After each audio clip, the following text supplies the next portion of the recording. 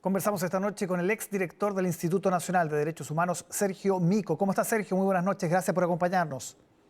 No, muy buenas noches y gracias a ustedes por la invitación. Usted habló de presiones constantes para decir que en Chile existían presos políticos, que las violaciones a los derechos humanos durante el estallido social fueron sistemáticas. ¿Cómo se manifestaban esas presiones?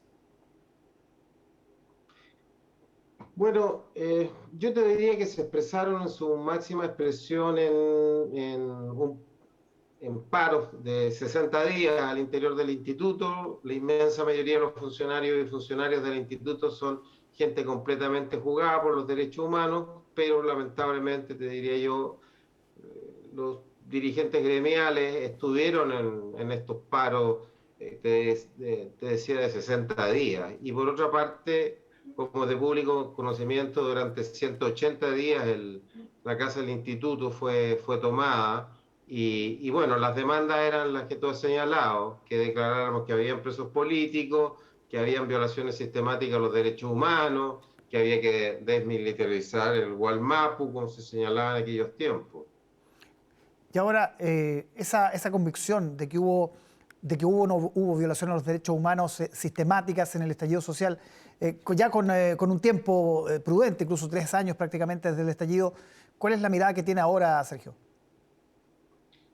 Bueno, el 3 de noviembre del 2019 yo sostuve que no habían antecedentes para afirmar que había una concertación entre el Poder Ejecutivo, que había organizado, planificado y ejecutado un ataque masivo a la población civil a través de las Fuerzas Armadas y de Orden, pactando en la impunidad, que vendría a ser con la Fiscalía, con el Poder Judicial.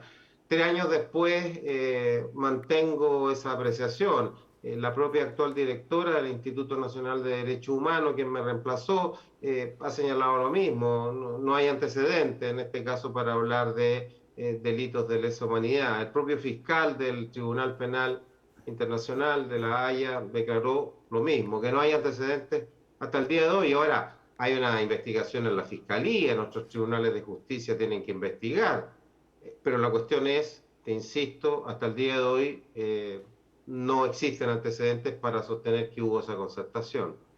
Porque ha dicho también que el Partido Comunista, que parte del Frente Amplio, le hizo la vida imposible en el Instituto Nacional de Derechos Humanos. ¿Qué pasó con ellos? Mira, ahora, si estos son hechos públicos y notorios, quiero precisar en este sentido, los convencionales del Partido Comunista me pidieron la renuncia justamente por hacer estas declaraciones que te acabo de señalar. Eso, un hecho público y notorio. Por otra parte, la directiva del Frente Amplio en su momento dado también eh, amenazaron con llevarme a la Cámara de Diputados. Y bueno, y el tema era los planteamientos que mantenía el instituto no eran de su gusto. Ahora, la discrepancia dentro de la democracia es completamente valorable, pero lo que no puede hacerse es presionar a un organismo autónomo a través de paros, de tomas, de amenazas de institución, porque la esencia de un Instituto Nacional de Derechos Humanos es la autonomía. Es decir, sin presiones de orden social, político o otros órganos del Estado, poder definir si están o no violando los derechos humanos y qué medidas tiene que tomar el Estado de Chile para evitar esas violaciones a los derechos humanos. Sí. Sobre los presos políticos, Sergio, también ha habido una discusión importante post-estallido, bastante después. Incluso, usted recordará, la libertad a los denominados presos políticos fue uno de los leitmotiv al principio incluso del gobierno, pero eso ha ido congelándose. ¿Qué mirada tiene sobre ese punto ahora? Mira, yo el dolor que siento en esta materia, porque es dolor, es que, por ejemplo, con la Asociación de Madres de Plaza Colón en Antofagasta, que eran mujeres a las cuales se les señaló que sus hijos eran presos políticos y se hicieron esperanzas de que iba a haber justicia y luego esos proyectos de ley se dejaron abandonados. Yo hablé con ella hace 2 años atrás y sus demandas eran la prolongación de las prisiones preventivas. Y en eso ellas tenían razón. En segundo lugar, la forma como habían sido detenidos su hijo, y muchas veces habían sido de forma violentas, arbitrarias.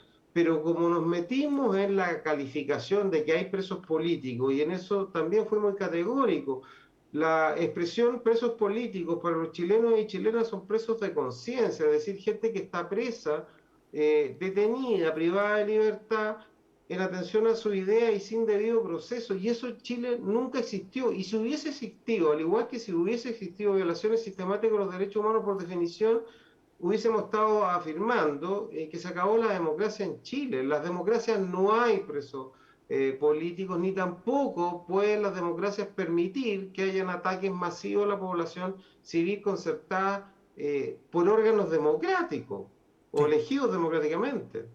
Sí, a propósito, usted nombraba a Consuelo Contreras, ¿no? La directora subrogante en el Instituto Nacional de Derechos Humanos. Ella ha dicho que nunca enfrentaron presiones para hacer o decir algo y le pidió públicamente también que pusiera a disposición de la Fiscalía esos antecedentes. ¿Qué se le puede responder a eso?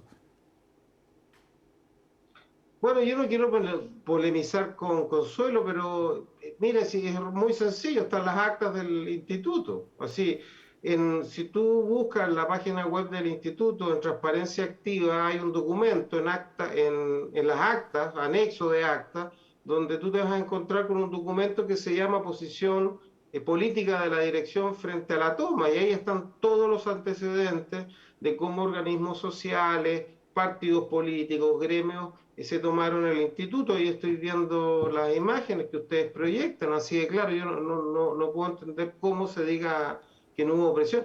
8 meses el instituto estuvo tomado y eran demandas políticas, te insisto. Sí. ¿Usted cree que hay un riesgo de que el Instituto Nacional de Derechos Humanos pierda un poco el sentido con el que se creó, que se politice demasiado, que finalmente no cumpla el objetivo para el cual fue creado? Mira, yo te lo diría en otros términos. Yo durante 3 años como vocero del Consejo, que es un órgano pluralista y que hay que mantener, guardé silencio, pero hoy día he relatado estas que son mis verdades, ¿ya? Hay otras verdades, hay otras visiones, pero esta verdad la planteo para que nunca más esto vuelva a ocurrir. Es decir, nunca más paros de 60 días para obligar al Consejo del Instituto a hacer afirmaciones políticas que iban en contra del parecer del Consejo del Instituto. Nunca más 8 meses de tomas para imponer políticas al Instituto. El Instituto, te insisto, es dirigido por un órgano pluralista de 11 personas, elegidas por la Cámara de Diputados, por el Senado, por organismos de la sociedad civil. Yo fui elegido por los decanos y decanas de las escuelas de derecho de todo el país. Hay una persona que fue elegida por la expresidenta Bachelet, otra por el expresidente Sebastián Piñera. Entonces es un algo pluralista que toma las decisiones. Y por otra parte, las decisiones tienen que ser libres, porque si no, la opinión pública va a empezar a decir, bueno, esta institución tiene un sesgo, esta institución, según quien la presiona, toma decisiones, y eso es la muerte del alma de una institución que tiene que ser autónoma y pluralista. Sí. Sergio, en otro tema, ¿por qué se convenció de no votar apruebo? Y le hago inmediato la pregunta, ¿se convenció de votar rechazo o no necesariamente? Mira, lo que yo he dicho que no puedo estar con la actual texto constitucional, no quiero participar en una campaña del rechazo, el voto puede ser, no sé, abstención, puede ser votar nulo, pero mi razón de fondo es que hay un enorme catálogo de derechos en la nueva constitución, pero si esos derechos no van acompañados de una cultura solidaria, donde también los habitantes de Chile estén disponibles para cumplir con deberes básicos, esa constitución no va a funcionar. Entonces he señalado hoy 422 veces en el texto constitucional, y me parece muy bien que se habla de derechos, pero cuando tú pones control F en el PDF de la nueva constitución, del proyecto de nueva constitución, aparece 49 veces la palabra deberes, y básicamente refiriéndose a deberes del Estado.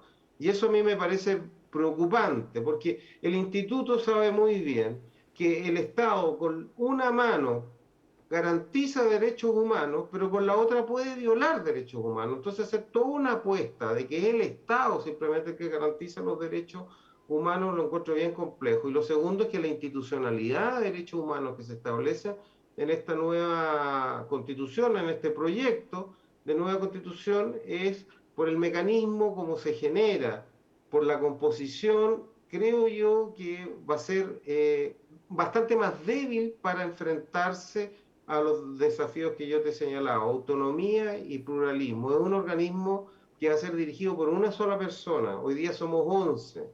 Y en la medida que hay 11 personas elegidas por quórum alto y por distintos órganos, sociedad civil, escuelas de derecho, es mucho más difícil ser cooptado y que no represente, o que no represente a todos los chilenos y chilenas. Entonces yo digo, si el instituto ha tenido todos estos problemas hoy día, eh, probablemente si hay una misma crispación política con la nueva institucionalidad de derechos humanos, va a ser más difícil aún defender la autonomía y el pluralismo de la institución de derechos humanos futura. Muy bien, Sergio Mico, muchísimas gracias por conversar con nosotros esta noche. Muchísimas gracias, ya, a ustedes. Adiós. Buenas noches.